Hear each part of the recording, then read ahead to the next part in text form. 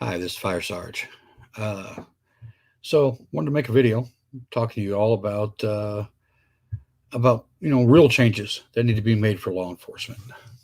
So let's discuss that. You hear a lot in the news that the police need reform, that they need to change the way they do things and their interactions with the public. Now let's discuss that. All right, but not necessarily from the standpoint that you're hearing on the news and all these protesters are yelling about. Let's discuss a few things. And I want to talk about PTSD. I want to talk about PTSD for first responders. I myself am a disabled retired firefighter, as well as U.S. veteran of U.S. Army veteran, Desert Storm. So let's really discuss some hard hitting things that really need to be said. And you're not going to hear police officers or other first responders that are going to openly admit to any of this. Now, before I go any further, I am not a psychologist. I am not a counselor. So, yeah, if you're a brother in blue, if you're a first responder, fire department, dispatch, EMS, any of the federal law enforcement agencies, look, if you're struggling, get help. It takes a lot of strength to go ahead and admit that there's a problem and that you need help with. So it makes you strong. You're stronger if you can admit it. So don't hide from it. Don't hide it from the people that love you and that can help you. But that being said, let's talk about how long it takes, police officers on the street doing a job every day to retire. 20, 25 years before they reach retirement. There is no veteran, active duty, reserve, or guardsmen that have been in combat nearly as much as these police officers are day after day. They're on the street every shift, every day, seeing the worst that humanity has. And they see it nonstop, right? I mean, it's every day. So let's talk about a few things. Suicide rates among military. Everyone's heard of it. The 22 a day. You see it all over Facebook. There's organizations that help with that. For veterans that have that their demons are getting the better of them. Now, in police officers, it's the highest among all other professions. Now, these are facts. I'm not making these numbers up. So law enforcement is struggling from the same type of PTSD that our military struggle from.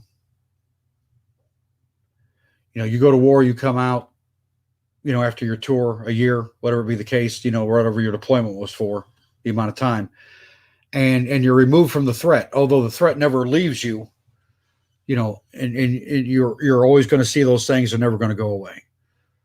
Police officers not only struggle with these things that they can never not see, but they put the uniform back on and they go back out there and they do the job, regardless of the demons, regardless of the lack of sleep, regardless of the next subject, family problems, right?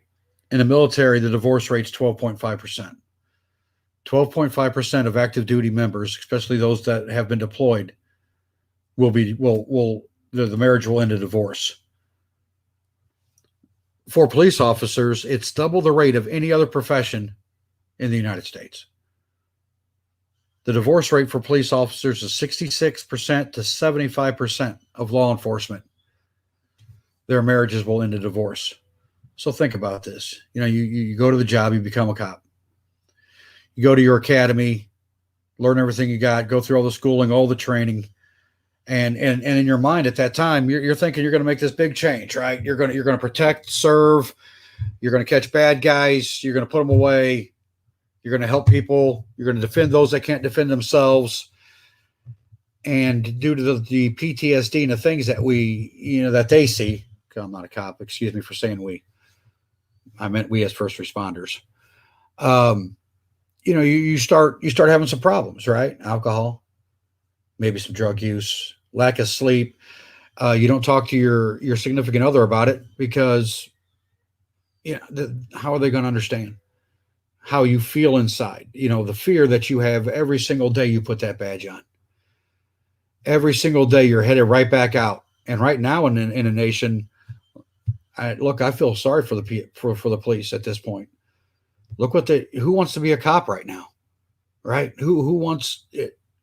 Who wants to go out there and have bottles of urine thrown at them, and all the obscenities and the war on the people looking to execute cops while they're just sitting in their cars eating lunch or doing paperwork. I mean, come on. So every single day they deal with this, right? Every day. 2 days off a week for what, 20 years? If they're going to retire, 20 years. We need to shorten that time. If we want to talk reform, that's what we need. We need to shorten the retirement, how long it takes a police officer to get to retirement. We need to cut that in half. 10 years. Now, a lot of people don't want to hear that. Why? Because that means more tax dollars. That means more money being invested into their retirement plan. More money out of their paychecks. So they've got to make more so they can still feed their families.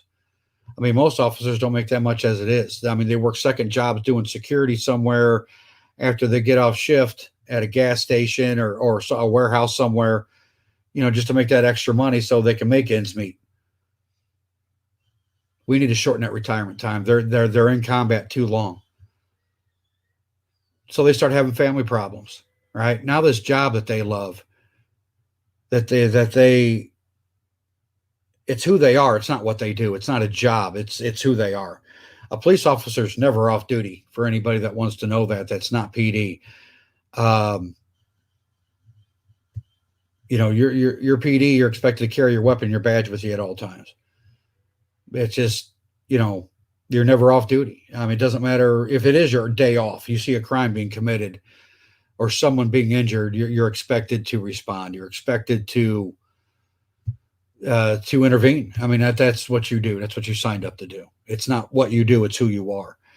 So now this thing that you love, the job, your partners, your brothers and sisters in blue, even the public, now this thing has caused a divorce with you and your family. So, now your wife or husband, has left you due to your emotional problems and the hell that you go through. Now there's child support and visitation with the kids and as a cop with all the training and education and re-education and continuing education, certification, firearms training, all the stuff you got to go, that's hard to do. So now you're missing functions, you're missing birthdays and holidays and pretty soon the job that you love has now costed you. It's now cost your family and your kids and your relationship and your marriages, right? So now can you see how they start to hate their job? And not only hate the job, but something inside of them clicks. I mean, they're human after all. I mean, regardless of what they signed up to do, and they're held to a higher standard of professionalism than most other people in the nation and in any other profession. Now all of a sudden, not only do they hate the job, but they start hating the people that they swore to protect. They can't help it. That anger's got to go somewhere. Not making excuses for bad cops. I'm not. What I'm saying is, if we want change, if we want police that love the job, love the community, love their fellow officers, we need to shorten the amount of time that they serve out there on the beat. We do. Their retirement needs to be shortened. 25 years is too long to be out there dealing with the crap that they deal with on an every single day basis. They put that uniform on and instantly they're on guard. It's like throwing a light switch, right? You never know when you're not going to come home.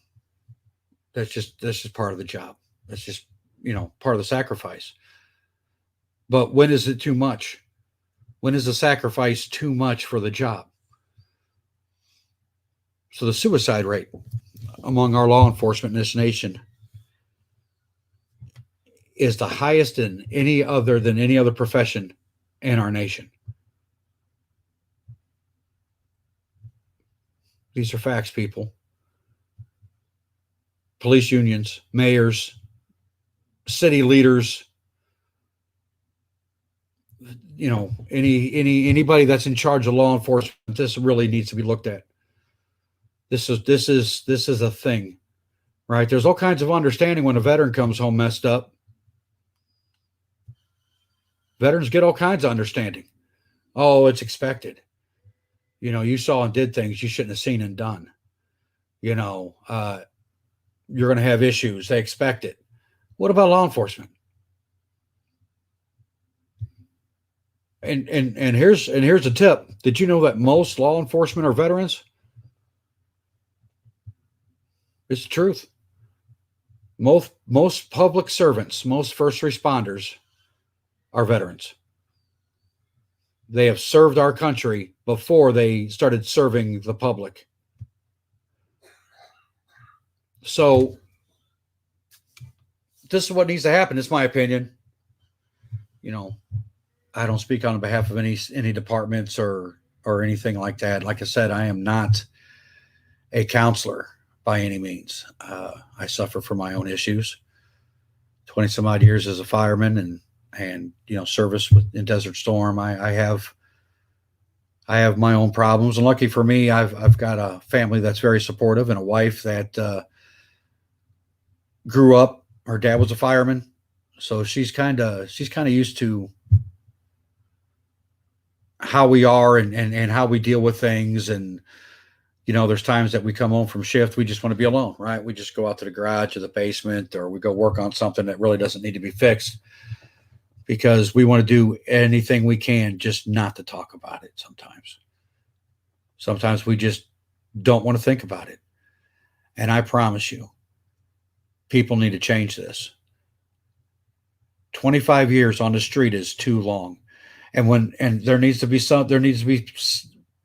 things in place for the system. If you start noticing a police officer who's not dealing well with things, and he's not dealing with the public well, and he's starting to have anger issues, and he's lost his family, and that officer needs to be taken off the street. He does. He needs help. And that falls on the fellow officers. I mean, if you see one of your brothers or sisters having some problems, they need a desk job for a while. They need a break. So that's my opinion. Please share your thoughts in the comments below. Share the video. But if we want to talk real reform, that's where it needs to start. We need to get these officers out of combat. 20 years, 25 years till they can retire. It's too long. People don't understand why police get mad and lose their tempers and, do things that they shouldn't have done. At some point, it's a mental problem. It's an emotional thing. It's not that they hate people or they hate certain races of people. They're just hating. And 9 times out of 10, if you ask them, if they get down to it, they hate themselves, and they're taking it out on everybody else. That it's a thing with PTSD.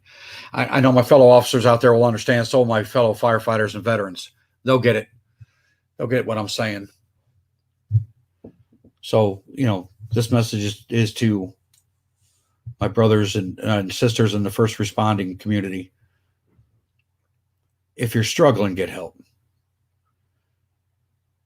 If you don't have anyone to talk to and you don't think anybody will understand, leave me a message. I'll figure out a way to get a hold of you. And, we'll talk. So, I'm not trained to help you with those problems, but I understand the issues. And I'll tell you what, call me. We'll fight those demons together. All right. So, but that's the reform. That's the change we need. That's what I want to talk about. We need to shorten the time that those cops are out there on the street, because these protesters want to talk about how they feel and how the violence makes them feel. And no one is considering, no one is stopping and saying what caused this cop to have this issue. no one's, they just automatically assume that the individuals are racist or whatever be the case. No, I don't believe that's the case. I mean, don't get me wrong. There are bad people that wear badges. That happens. That happens in every walk of life. It doesn't matter who you are, what job it is. You're going to find that. You're going to find those individuals. Evil lives in the heart of men. So we need to shorten that time that they're out there. Let's start investing in that. Let's invest in them being able to retire faster. Get them off the street, get them out of harm's way. Therefore, we make it better for the public. We make it better for them. We make it better for their families. So that's it. I'm Fire Sarge. Just wanted to share the message, and I felt a little fired up. So thanks for watching. Like, share. Please leave a comment. If you don't agree with me, that's fine. Leave a comment. We'll discuss it. There's no point in calling names or anything. I'll debate with anybody. So thanks for your time.